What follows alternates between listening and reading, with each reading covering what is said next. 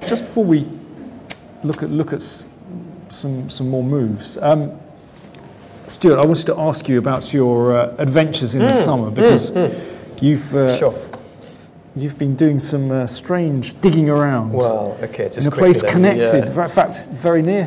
It's quite close. Brompton Cemetery. Yeah, for those of you living in London, you probably all know where that is. But tell us what you've been doing in Brompton Cemetery. Just quick. Okay, yeah. Well, I had a little walk there earlier this year and found out that Johannes Zukertort is buried there. Some of you will have heard of him, most of you maybe, but anyway, he was one of the best players in the world for several years, if not the best. He played for what is considered the first official World Championship. If not the best, controversial. Yeah, well, statement. I mean, he won London 1883, which was the best tournament, it's like winning the London Classic at the time, 1883 in London. He won it by a mile, ahead of Steinitz and everyone else, Blackburn and people. So then he played the first officially recognised World Championship match against Steinitz in the States, which he lost. He was first to win 10 games. He lost 10-6, I think, or 10-5 maybe.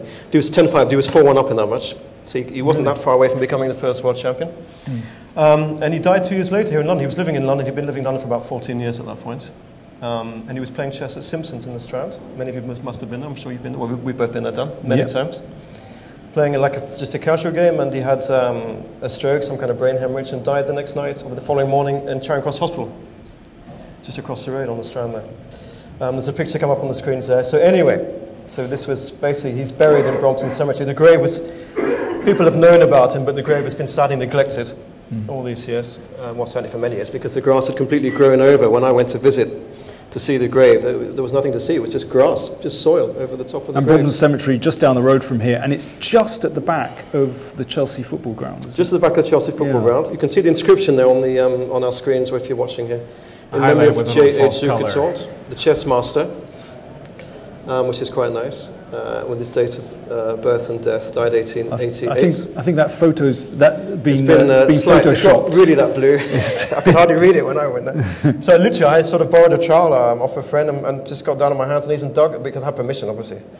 Well, not obviously, but I did have permission. I got permission from the cemetery supervisor, and he said, "Well, look, I see you were interested in this chap. Just so." Dug away, and it's down a foot or so of soil, or a foot and a half or something. So there's now a campaign, or we're collecting money to restore the grave. The grave needs to be raised, supported from underneath, obviously by sort of proper stonemasons, and it needs to be cleaned up, the inscription, sort of re-lettering. And we're going to also have a new sort of perpendicular traditional gravestone, if you like, with inscriptions in Polish. He was Polish, Zukertort. And I believe you've had contact with, is it the Polish Embassy? Yeah, the Polish Embassy. There's the Polish Cultural Society here in the UK are helping with this, really a joint project with them as well. The Polish Embassy have donated £2,000 towards the cost, which is fantastic. It's going to cost $4,000 to $5,000, we think, for the whole thing. Right. Stuart, do it really nicely, Which grave is it in the photo here you can see? It should be the one, well, it's lower than all the others, So, in the middle? Sorry, I think you've probably photoshopped the one off Macaulay. No. No?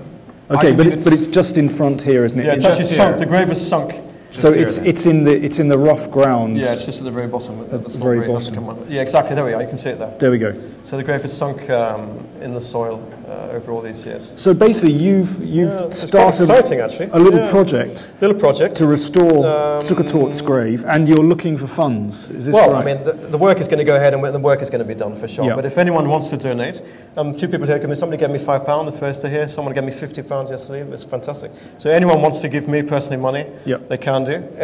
All the names are going down. Everything we're going to work, and everyone will be kept informed of developments. And have you got maybe a website or something? Yeah, not yet. Well, there's the Polish Cultural Society have their own website as well. Right. I've been advertising on Facebook and Twitter as well.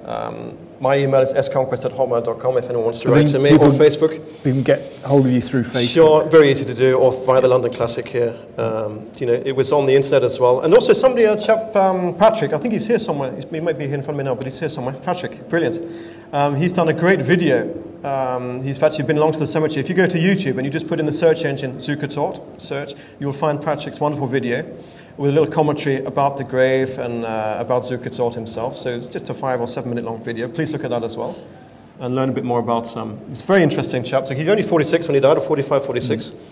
and one of the best players in the world at the time. And obviously, they say in life, the people only remember the winners, and of course, Stein is very well remembered, and Zukertort not really that well remembered. And certainly in terms of his grave, it was quite sad to find that grave in such a state of neglect.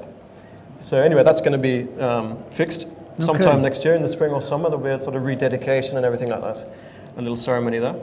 So anyway, all donations from the smallest to whatever you feel comfortable with are very, very welcome. Brilliant. Okay, I think at that point we're going to take a short break, and I think Lawrence Trent is going to join us here for the commentary. But Stuart, thanks very much. Thank you very much. Thank you. And see you in a bit later. Bye. Thanks.